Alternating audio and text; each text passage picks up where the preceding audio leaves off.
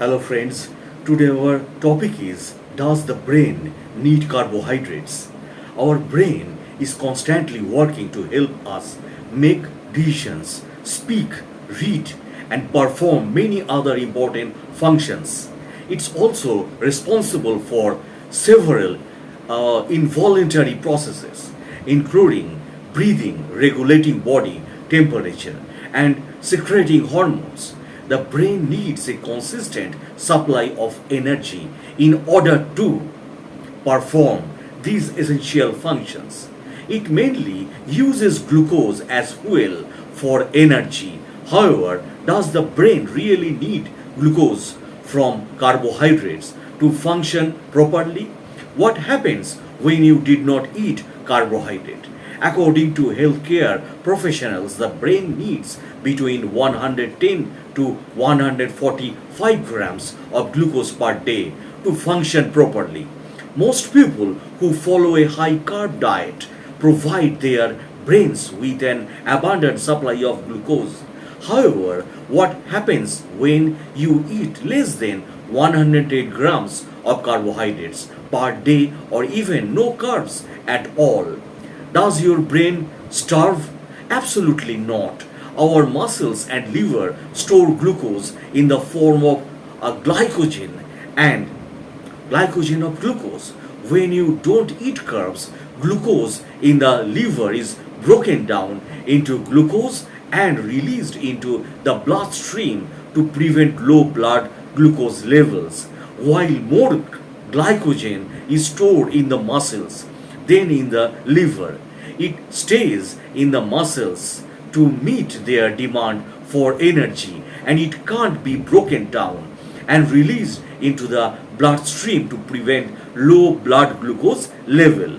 After about 24 to 48 hours without eating carbohydrates, glycogen in the liver is depleted and insulin decreases. The liver will then produce ketones, water soluble compounds produced by the breakdown of fatty acids.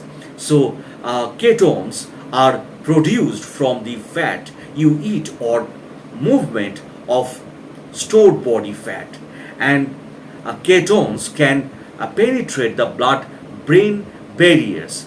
So, the entry the enter of bloodstream in order to reach the brain and provide additional energy. This ultimately means that ketones can also be used as a fuel for energy when our blood is running low on glucose from carbohydrates. Can your brain use ketones alone for energy?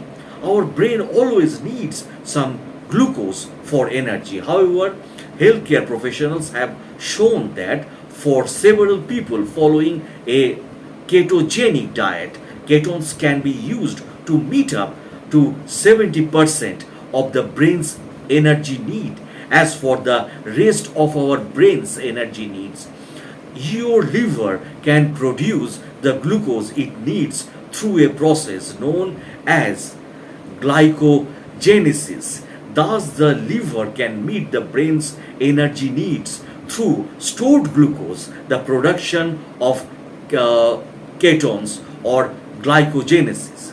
So, glucose alone versus glucose and ketones for energy.